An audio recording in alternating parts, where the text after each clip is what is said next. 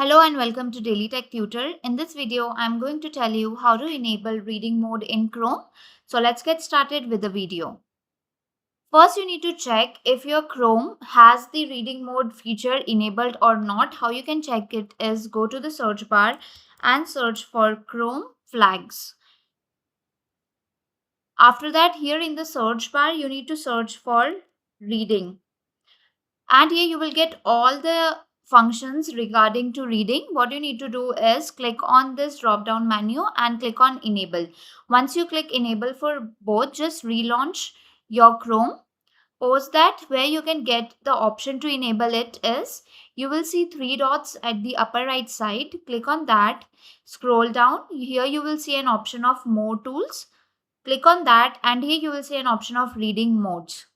So here you can see that reading mode has been enabled. So this is how you can do that. If the tutorial was helpful, please like and subscribe.